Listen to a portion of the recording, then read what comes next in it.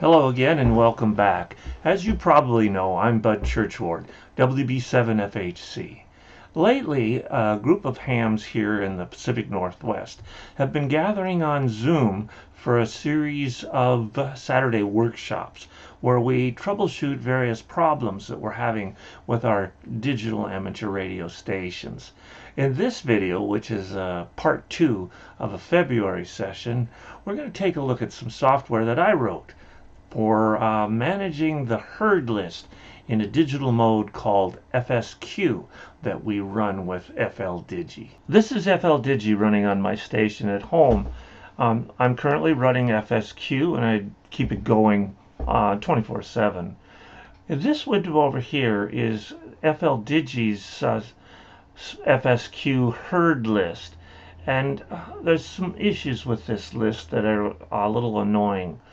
First of all, by default, all of the times are in UTC, and there is no place where we can change that. It's nice, it does include a signal report here, but what's really missing from this list is the date. If the station has been running for several days, we see the time that we last heard a particular station, but we don't know how many days that was. So to solve this problem, I created my own little script to make what I call a smart herd list. Here it is here. The smart herd list tells me uh, how long it's been since I've heard a station. And it's kind of color coded here. Stations that I've heard in the last 10 minutes, there aren't any on the screen right now, are in yellow text. Anything that I've heard in the last hour, which is my own station, is going to be in green. Anything that I've heard in the last 24 hours is white. And these lighter blue entries are all entries that I have not heard in the last 24 hours. So some of these are like one day, 6 hours ago, all the way down to a experimental station here that was on the air 9 days ago. And I can push a page down here and go even further back. Currently, I have 48 different entries in my smart herd list. So this is the software that we'll be talking about in this video. Before we jump into that Zoom video, bear with me for a few seconds while I plug this kit. This is a board that you could build. These are the Nexus DRX boards that we use to handle all of our digital traffic.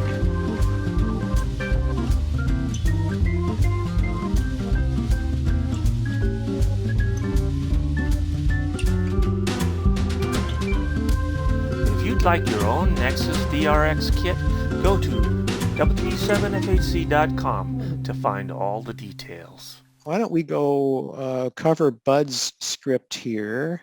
Do you want to talk about this, Bud, or should I demonstrate it? You gotta unmute my mic. No, why don't you go ahead? Okay. I did turn your screen sharing off just a few seconds ago. Okay. So you will need to turn that back on. All right. Okay. Let's go back here and turn that on. Share. All right. And now you'll notice that Steve, why don't you put your radio on 145.58 so that the list populates? Yeah.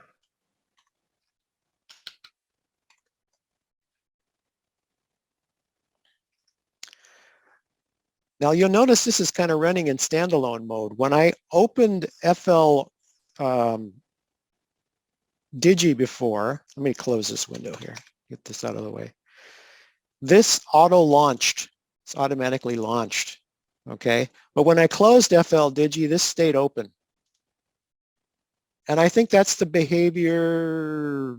I don't think there's really any way without some additional scripting perhaps that will automatically close this when FLDIGI closes. But in any case. Steve, I think the logic there is that when FLDIGI is acting weird and doing something odd, we want to close it and restart it, and we don't need to close and restart Smart Herd while we're doing that. Right. Yeah. Okay. All right, so I'm going to leave this running, and I'm going to start FLDIGI again.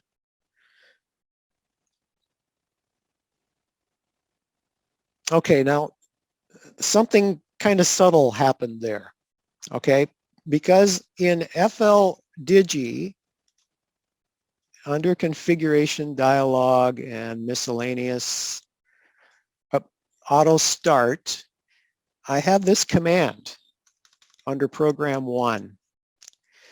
So this is a command that starts when FLDIGI starts, and what it does is it opens a window of this size, 52 columns by 30 rows, and it executes the smartherd.shell script on the right side of the radio.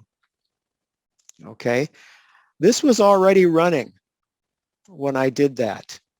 So one of the new features in the SmartHerd script is that if it detects an instance of SmartHerd already running, it will bring focus to that window. It'll bring it to the front and then to the existing instance of SmartList, and then it will close it. It will close the new instance by itself. So there, you're always guaranteed to only have one instance of SmartHerd running at a time. All right, so let me demonstrate that again. I'm going to close this, and I'm going to close FLDIGI, and I'm going to start FLDIGI, and you can see that this window opened here. Okay, so if I do, let's see, N8 GNJ,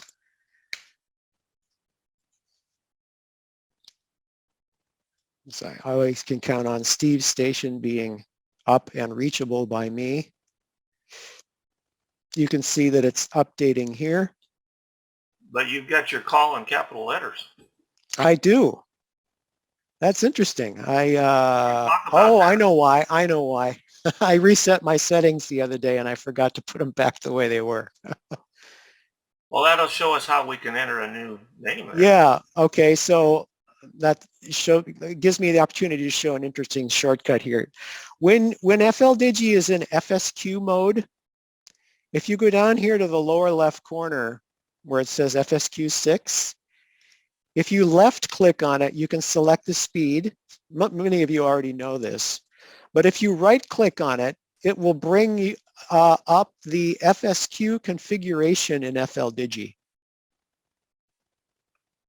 Okay, now this is interesting, Bud. The my call always lowercase is already checked, but it still shows up as capital letters. But you transmitted in lowercase. I'm looking at my monitor. Yeah, right. So it's pulling your call somewhere out of. We'll have to chase that one down. Yep. I've never seen it before, but I change call signs on Tuesday mornings when we do the Red Cross net and we're doing our traffic, and SmartHerd has trouble with me changing call signs over in FLDIGI, and I have, taken them clear down and back up again to try to sort that out, which I thought I saw you do. So we'll experiment with this and see where it came from. Why okay. I think your call should be uppercase, but okay, it wasn't. But it was for a while. Right. Okay.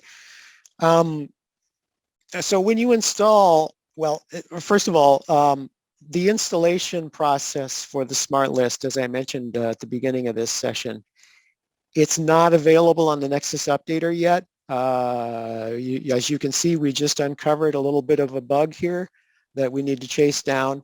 It's not available on the Nexus Updater yet, but for those, we're looking for a couple of volunteers, for folks who can kind of wring this out for us. And there are instructions that I'll send you.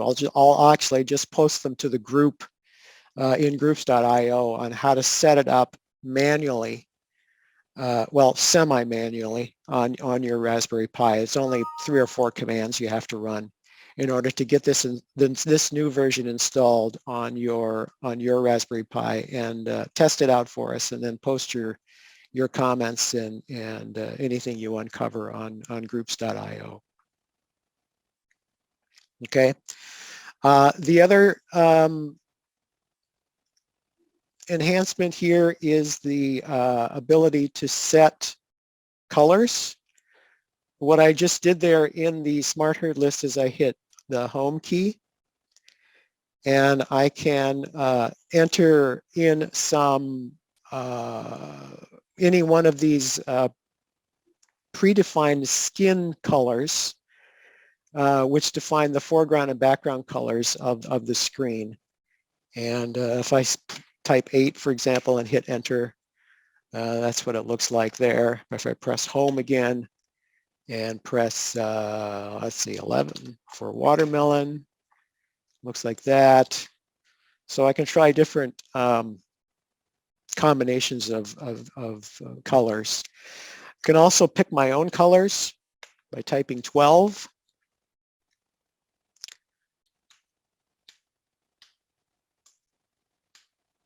And I can cycle through these with the right and left arrow keys. Use the and the up and down.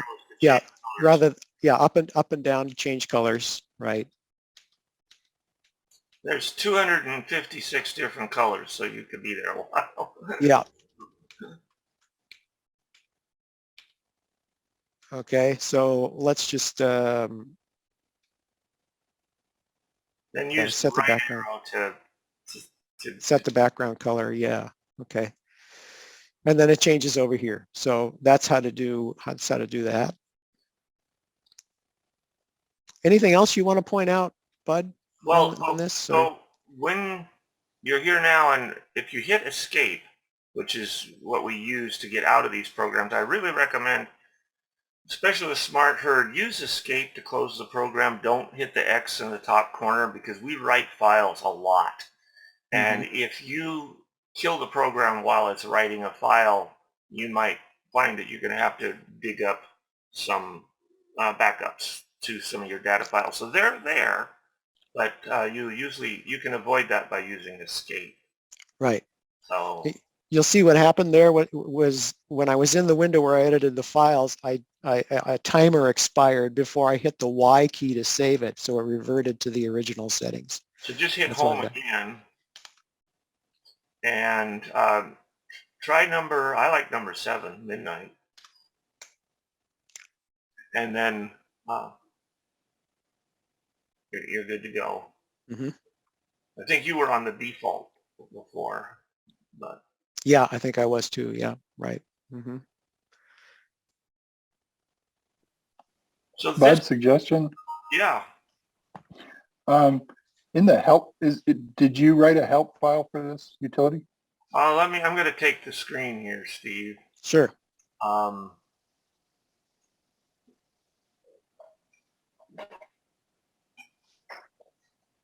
mean, I've never looked at it, but is the help menu active on the app? No, but Steve has it well documented on the GitHub site. But I was going to show you that if you go into my script, I am not a Linux regular user. I struggle with it, and everything I do usually means I have to look it up. And so I make extensive use of documentation, because if I come back 2 weeks later, I look at something and I go, what the heck is this doing? So I document everything. And so the very beginning of the script contains what you would expect to find in a help menu. And that's where it is for now. Whether we want to pull that out, Steve, we could do that.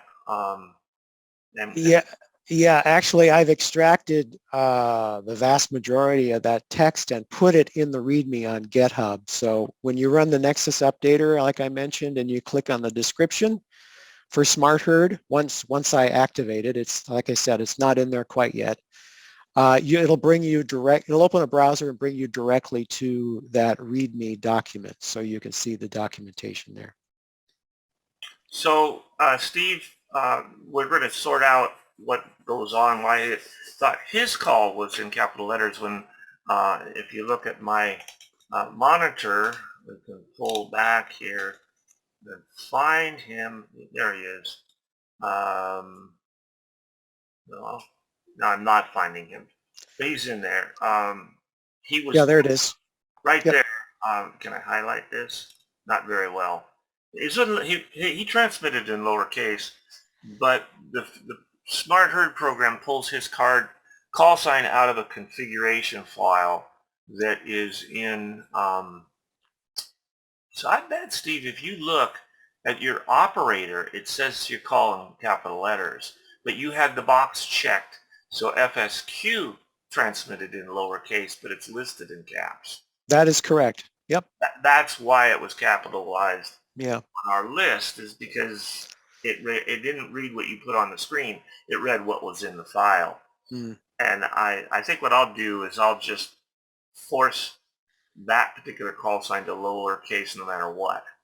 And the reason that we do that, just to kind of review this, is that FSQ is an incremental frequency shift keying system.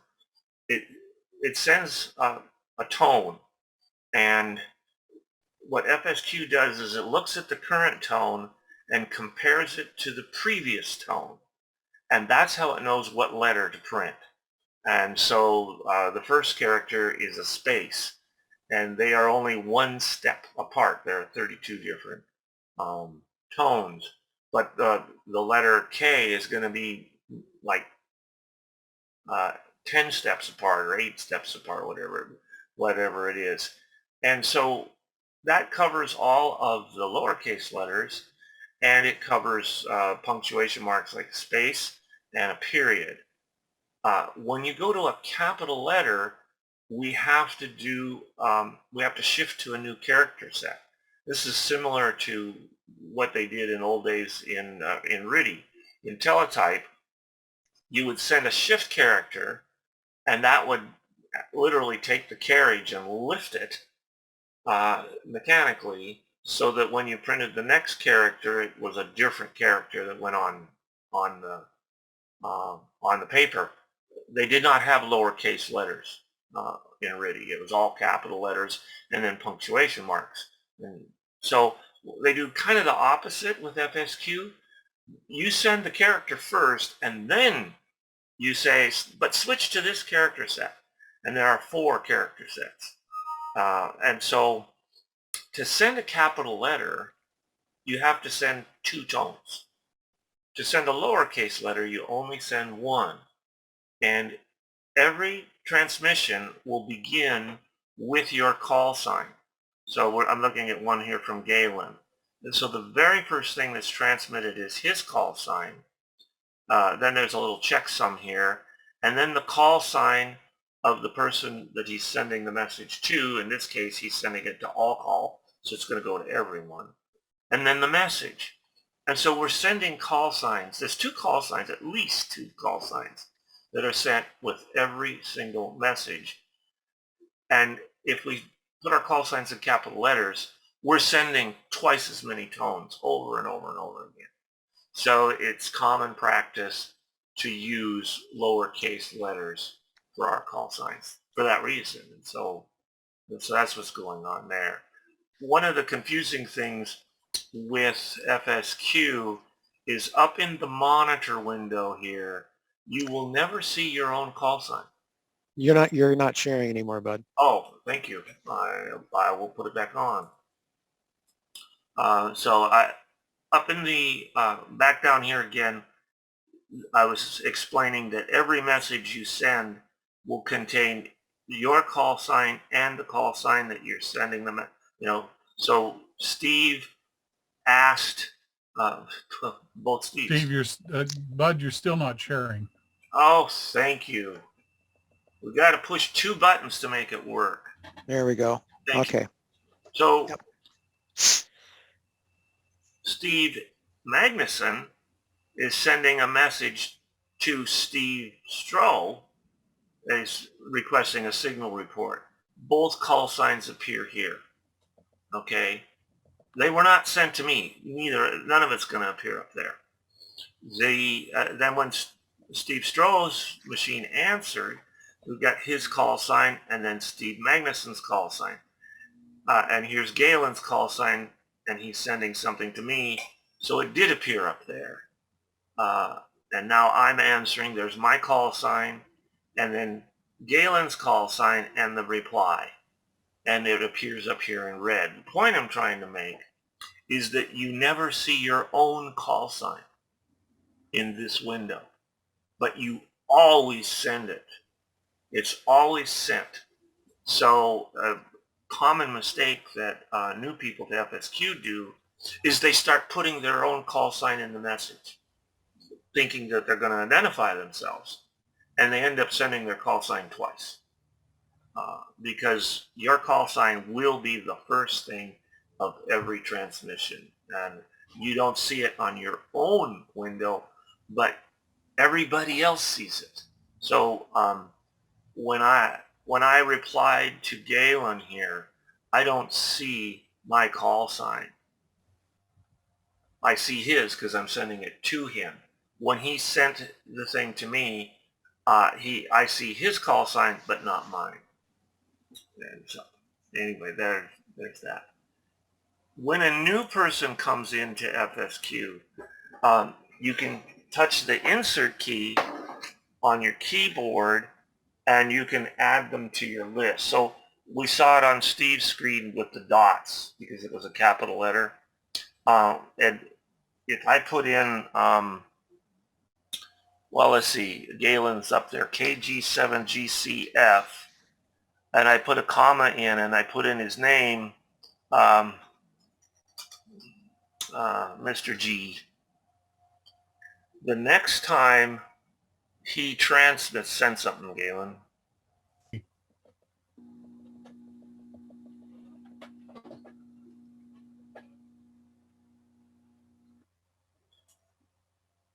It comes here, and now it shows his name as Mr. G instead of Galen. And there's a lookup table here that that grows as you add calls to it, but it reads the entire table. So if you make a correction or you want to make a correction, all you have to do is hit insert and enter it again. It will always use the last one that it finds that matches the call sign. Well, so one thing I'll add related to that, Bud, is that when you initially install SmartHerd, this new version of SmartHerd, you will be prompted to install a database of all the Whatcom County call signs and people's names in Whatcom County, if you want to. You don't have to, but it's I can demonstrate that too. Before I put my screen back on, I'm a little concerned that people who download this script who are not in Whatcom County are going to see a message saying there's a list of local calls.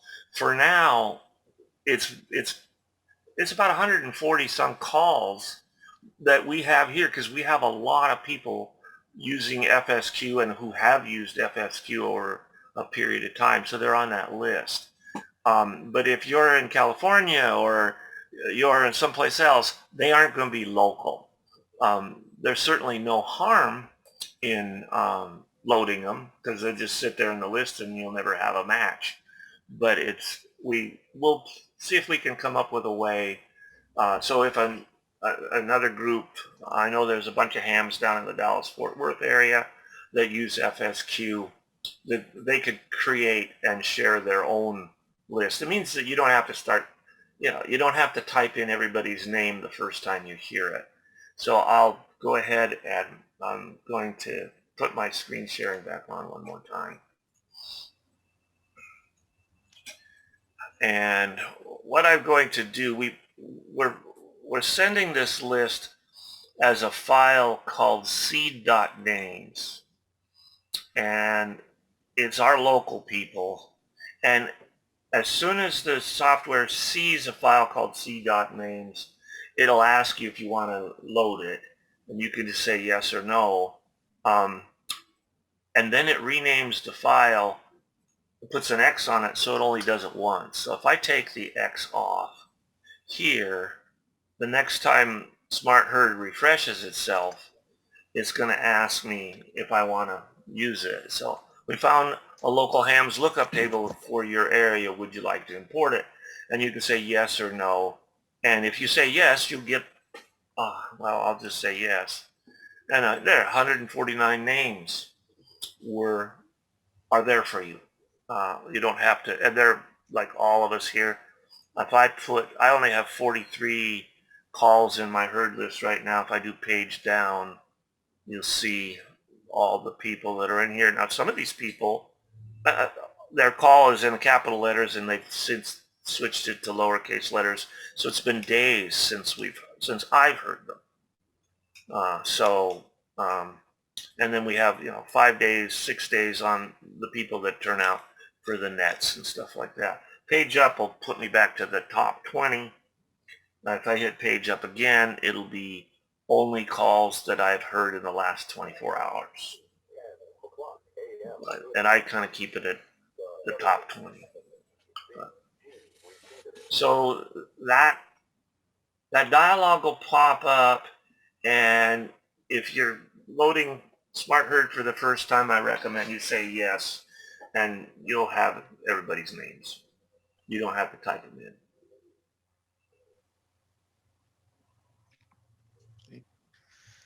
One other thing I wanted to mention, Bud, are the 3 modifications that have to be done in FLDIGI in order for your SmartHerd script to work. These modifications are automatically made when you install the SmartHerd per by the instructions on the GitHub site. So you don't have to manually do them, but there are 3 things that the script does as part of installing it, as part of installing itself to make FLDIGI work with the SmartHerd. And I'll just run through quickly what those things are. And I need to share my screen first. Okay, and so I've just removed the WB7 FHC folder from my system here, so it'll look like a new installation.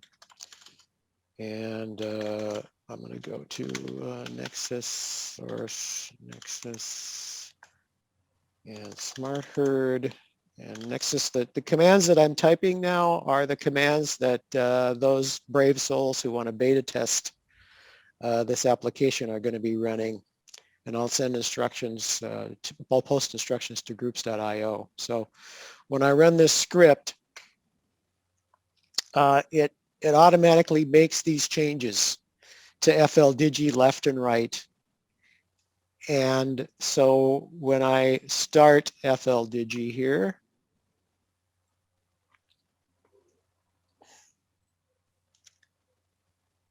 and I'm prompted here for, like Bud showed you before here, yes, I want to import all those 149 names imported.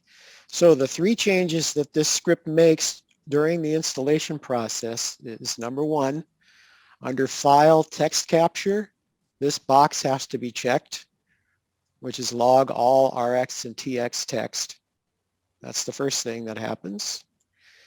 Second thing is you go to the configuration dialog, and under modem and FSQ, you can also get this by right-clicking on FSQ here, is that this herd log has to say FSQ _herd _log.text, and it has to be enabled. In other words, this light in the enable button has to be on. Okay, that's the second thing. And the third thing is under miscellaneous. But Steve, it'll default to that file. So it will, yes. Turned on. Yes, it defaults, and I think the default is enabled too, if I recall correctly. Yeah. But the script makes sure that this is on. Okay, it makes sure that this herd log file is this, and that it's enabled. And if it doesn't meet those conditions, it will change it so that it does meet those conditions. And then the last thing is under miscellaneous auto start, where it actually adds the program name here.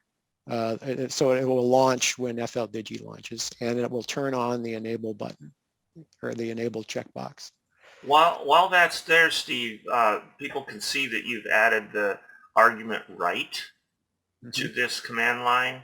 So you could put right in for the right radio, you could put left in for the left radio, or you could leave it out and it will default to the left radio. Yes. But again, all that happens as part of the installation process. You don't have to manually go in and make these changes. Question. Okay. Yep. If you've renamed your radio, do you use the renamed name or does still right and left work? Nope, just left. Yeah, left, only left and right will work. Got it. Thank you. Yeah, it'd be too much housekeeping to, figure out what names people are using for their radio. So but that's a really good question, because that could send people down a rabbit hole. And that is also true, Steve, for the Python script here. If you choose to implement that left or right push to talk feature, it's left or right. It's not the name of your, whatever you've named your radios. Got it.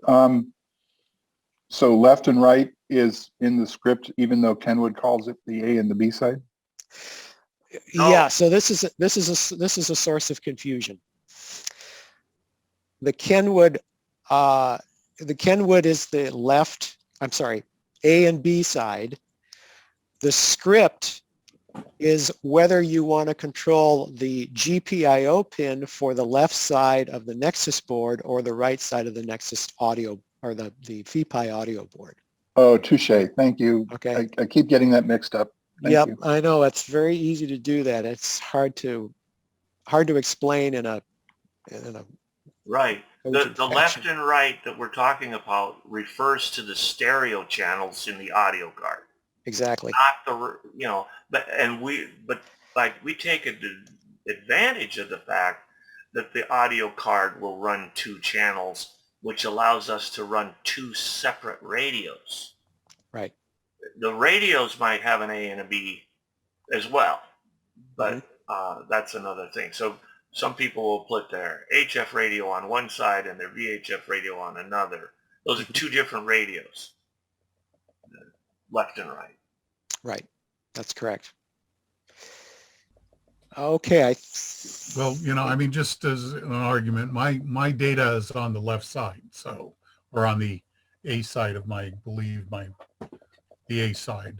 Mm-hmm. I always, you guys, it was something that when we first started doing this, that's just where I went. It's been that way since. Yeah, and that's fine. The Kenwood controller script will look to make sure which side of the radio is your data side, and it will only send commands to the data side, whether it's the A side or the B side. Is the file that contains the call signs as they're being edited, is that just plain ASCII text that you can go in with an editor and edit to fix things that you see, in bulk? Yes, you can.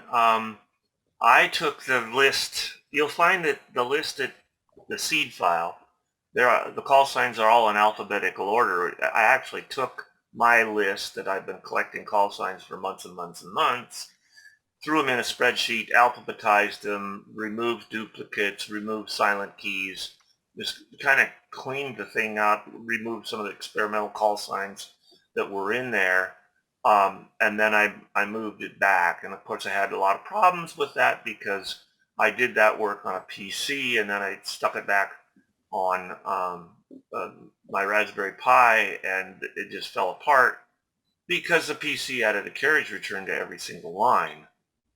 Once I figured out that was my problem, I was able to strip them out real fast. So yes, you can edit it, but it's just a like a garbage file. It's just there. If you want to make a correction, all you have to do is enter it again, because it will read the entire list. So if it finds WB7FHC in position 5 and it says Warren, and then you realize, no, he doesn't go by that name, he's going by Bud, and down at position 20 it says WB7FHC again, and it says Bud, it's going to use the last one it finds. So you just type your correction in, just hit insert and type it correctly. And then the next time you hear that station, it won't change the existing file, but the next time you hear that station, it'll correct itself. But certainly, it's a CSV file. You can edit it, but don't edit it in a PC and then bring it back to Linux, or you'll wonder why it's erasing half of the line. It does something different, I should point out. When you send your own message, it's looking for the call sign that's in your FLDIGI configuration file. And if it sees that, even though your call is on the list and it says your name, it will say me. The last, it'll, instead of putting your name in front of your face, it puts the word me when it identifies the operator. And it knows that because it knows from the FLDIGI configuration file who you are. Okay, any other questions on Smart Herd or the Kenwood scripts? You're actively looking for testers to try it from scratch? The Smart Herd, well, yeah, I guess both. But the 710 scripts are now available via the updaters for anyone. You don't have to do anything special. But I will post a note on groups.io for those folks that who want to test the Smart Herd, and whoever wants to can download it and install it. It's pretty straightforward. It's just not on the updater yet. Steve, I've been using it for a while and I really like it. It's to me, it's a handy utility, and if you don't get enough takers from not current users, I'll be happy to wipe out mine and try it from scratch. Okay. Well, thanks, Steve. This is a classic example of when you sit down and write. I wrote the software for myself. I did not like the herd list in FLDIGI.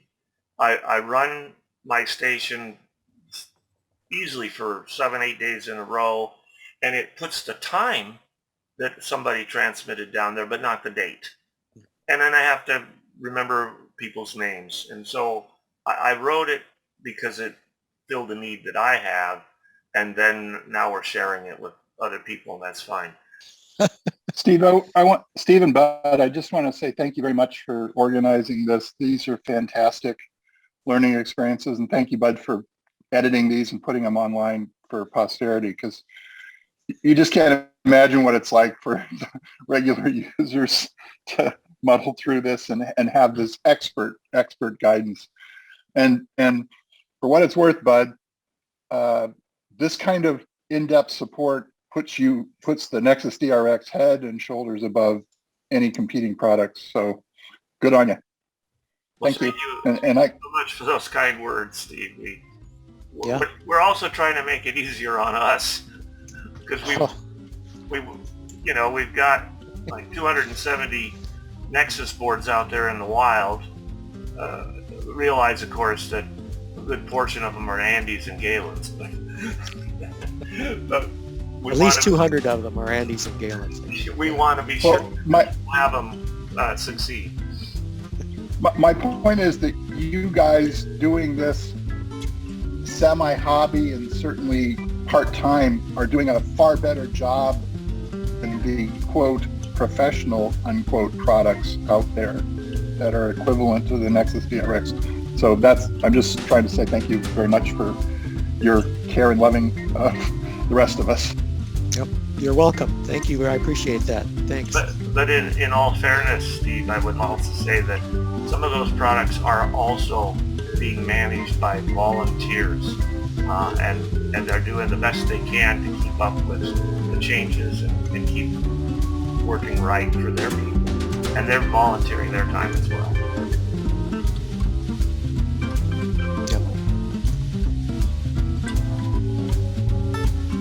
And hey, don't forget to subscribe, like, and share.